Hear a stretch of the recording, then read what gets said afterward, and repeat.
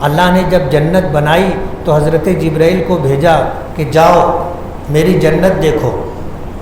حضرت جبرائیل گئے، جنت دیکھی، جنت کی نعمتیں دیکھی، واپس آئے تو اللہ پاک نے پوچھا کہ جنت کیسی ہے؟ تو حضرت جبرائیل نے بہت تعریف کی اور ایک جملہ یہ بھی کہا کہ اللہ تیرے بندوں میں سے کوئی بھی وہاں جائے بغیر نہیں رہے گا، سب جنت میں جائیں گے، اتنی اچھی جگہ ہے۔ تو اللہ پاک نے جنت کو مکارہ سے گھیر دیا، یعنی وہ چیزیں جو طبیعت کو گراں گزرتی ان چیزوں سے گھیر دیا۔ نماز پڑھنی پڑے گی، روزہ رکھنا پڑے گا، صاحب نصاب ہوں گے تو زکوٰۃ دینی پڑے گی، صاحب استطاعت ہوں گے تو حج کرنا پڑے گا، دل مانے نہیں مانے بڑوں کی بات ماننی پڑے گی، ان کی عزت اور احترام کرنا پڑے گا، چھوٹوں پر محبت اور شفقت کرنی پڑے گی، اپنے ماں باپ کی اطاعت و فرما برداری کرنی پڑے گی، ان کے حقوق ادا کرنے پڑیں گے۔ یعنی دنیا کے جو اللہ نے ہمیں احکامات قرآن و حدیث میں دیے ہیں، ان سارے احکامات سے جنت کو گھیر دیا۔ اب جنت میں کون جائے گا؟ جو سب کچھ مان کر کے اس پر عمل کرے گا تو جنت میں جائے گا۔ نماز پڑھنا کتنا بھاری پڑتا ہے، صبح کا وقت ہوتا ہے، علامہ اقبال نے کہا کس قدر تم پہ گراں صبح کی بیداری ہے، ہم سے کب پیار ہے، ہاں نیند تمہیں پیاری ہے۔ اللہ کے مقابلے میں ہم کو نیند پیاری ہے، نماز کے لیے اٹھنا ہمارے لیے بہت مشکل ہے، گھر والے اٹھا اٹھا کے تھک جاتے، آدمی اٹھتا نہیں۔ اب آپ بتاؤ اللہ پیارے ہیں یا نماز پیاری ہے یا نیند پیاری ہے؟ فیصلہ ہو جاتا نا، روزانہ فیصلہ ہوتا ہے۔ دن کی ابتدا جو شخص فجر کی نماز پڑھ کر کے کرتا ہے تو شیطان سے مقابلے میں پہلی جیت حاصل کر لیتا ہے، اور جو فجر کی نماز نہیں پڑھے تو یہ سمجھ لو کہ شیطان سے پہلا مقابلہ ہار گیا۔ پھر حضرت جبرائیل کو بھیجا کہ اب جاؤ پھر جنت دیکھو۔ حضرت جبرائیل جب دوبارہ گئے تو دیکھ کر کے آئے تو کہنے لگے کہ اللہ اب تو بہت مشکل ہے جنت میں جانا، جگہ بہت اچھی ہے، سب جانا چاہیں گے، لیکن جن چیزوں سے جنت کو گھیر دیا گیا ہے اس کے ہوتے ہوئے اب جانا بہت مشکل ہے۔ اللہ نے فرمایا کہ جاؤ جہنم دیکھ کے آؤ، جنت میری رحمت ہے اور جہنم میرا عذاب ہے، جاؤ جہنم دیکھو۔ جب گئے دیکھ کر آئے تو گھبرا گئے اور کہنے لگے کہ اے اللہ بہت خطرناک جگہ، کوئی بھی نہیں جانا چاہے گا، کوئی بھی نہیں جانا چاہے گا۔ تو اللہ پاک نے اس کو خواہشات سے گھیر دیا، جہنم کو خواہشات سے گھیر دیا، چاہتوں سے گھیر دیا۔ پھر فرمایا کہ جا کے دیکھو۔ گئے، کہنے لگے اب تو بہت لوگ جائیں گے، فجر کی نماز چھوڑنے والے جائیں گے، روزہ چھوڑنے والے جائیں گے، زکوٰۃ ادا نہ کرنے والے جائیں گے، حج نہ کرنے والے جائیں گے۔ ظاہر بات ہے نیکیاں کرنا ہے تو جنت جائیں گے، نیکی نہیں کرنا ہے، چھوڑنا ہے، اللہ کی نافرمانی کرنا ہے، خواہشات، من مانی زندگی، تو آدمی کو پھر جہنم میں جانا پڑے گا۔ برابر ہے نا، پھر جہنم میں جانا پڑے گا۔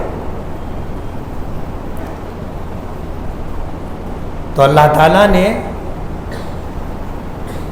999 نام اللہ پاک کے ہیں۔ میدان محشر میں حساب و کتاب شروع نہیں ہوگا، لوگ حضرت آدم کے پاس جائیں گے اور گزارش کریں گے کہ آپ انسانوں کے باپ، تمام انسانوں کے باپ ہیں، تمام نبیوں میں سب سے پہلے اللہ نے آپ کو نبی بنایا اور یہ سارے انبیاء اور رسول آپ کی اولاد میں ہیں۔ اللہ نے فرشتوں سے آپ کو سجدہ کروایا، آپ سفارش کریں کہ اللہ حساب و کتاب شروع کرے۔ حضرت آدم کہیں گے نہیں، اللہ اتنے غضبناک ہے، نہ آج سے پہلے اتنے غضبناک ہوئے، نہ آج کے بعد اتنے غضبناک ہوں گے۔ میری ہمت نہیں ہے، جرأت نہیں ہے کہ میں اللہ کا سامنا کروں۔ تم حضرت نوح کے پاس جاؤ، لوگ حضرت نوح کے پاس آئیں گے، وہ حضرت ابراہیم کے پاس بھیج دیں گے، حضرت ابراہیم کے پاس جائیں گے، وہ حضرت اسماعیل کے پاس بھیج دیں گے، حضرت اسماعیل کے پاس جائیں گے، وہ حضرت موسیٰ کے پاس بھیج دیں گے، حضرت موسیٰ کے پاس جائیں گے، وہ حضرت عیسیٰ کے پاس بھیج دیں گے۔ کسی کی ہمت نہیں ہوگی اللہ کے سامنے جانے کی، ہر ایک ڈر رہا ہوگا کہ کہیں میری پکڑ نہ ہو جائے۔ حضرت عیسیٰ کہیں گے آپ محمد الرسول اللہ صلی اللہ علیہ وسلم کے پاس جاؤ، لوگ حضور کے پاس آئیں گے، حضور سے جب گزارش کریں گے تو حضور فرمائیں گے کہ ہاں میں اللہ سے سفارش کروں گا۔ حدیث بخاری شریف کی روایت ہے، اللہ کے رسول صلی اللہ علیہ وسلم جائیں گے اور عرش کے نیچے سجدہ کریں گے، اور اتنا لمبا سجدہ کریں گے کہ دنیا بھر کے سجدے اس سجدے کا مقابلہ نہیں کر سکیں گے۔ حضور فرماتے ہیں کہ اللہ تعالیٰ مجھ پر اپنی حمد اور تعریف کے کلمات القا کریں گے، دل میں ڈالیں گے، میں اللہ تعالیٰ کی وہ حمد ثنا کروں گا جو وہی ہو سکے گی، آج میں نہیں کر سکتا۔ پھر اللہ پاک فرمائیں گے ارفع راسک، اپنا سر اٹھائیے، سل تعطا، مانگیے دیا جائے گا، واشفع تشفع، شفاعت کرو شفاعت قبول کی جائے گی۔ تب حضور فرمائیں گے کہ اللہ حساب و کتاب شروع کریں۔ اس کو شفاعت کبریٰ کہتے، جس کا فائدہ تمام انسانوں کو، تمام نبیوں کو، تمام رسولوں کو ہوگا۔ تو اللہ تعالیٰ کے 999 نام ہے، اور 900 نام کل قیامت کے دن جب حضور سجدے میں جائیں گے تو اس وقت جو ہے وہ کلمات، وہ سارے نام اللہ پاک لیں گے۔ تو اللہ کے کتنے نام ہیں اور ہمارے حضور کے کتنے نام ہیں؟ یاد کریں گے نا؟ کہاں وعدہ کر رہے ہیں؟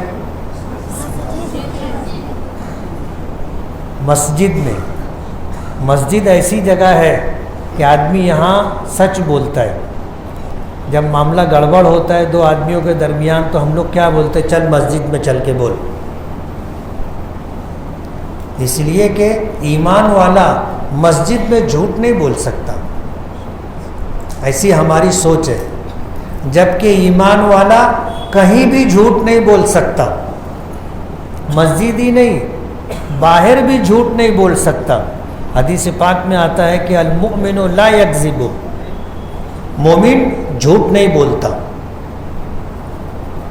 مومن جھوٹ نہیں بولتا۔ تو ہم مسجد میں وعدہ کر رہے ہیں۔ 99 نام یاد کرنے میں کوئی پریشانی ہے؟ کوئی دقت ہے؟ تھوڑی دیر میں یاد ہو جائے گا۔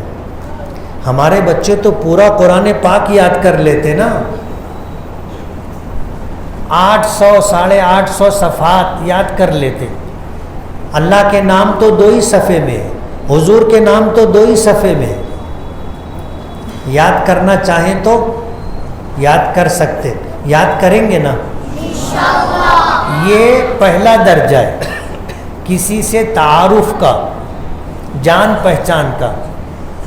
آدمی کسی کو دیکھتا ہے، پوچھتا ہے آپ کا نام کیا ہے، وہ نام بتاتا ہے، پھر آگے کا سوال ہوتا ہے کہاں کے رہنے والے ہو،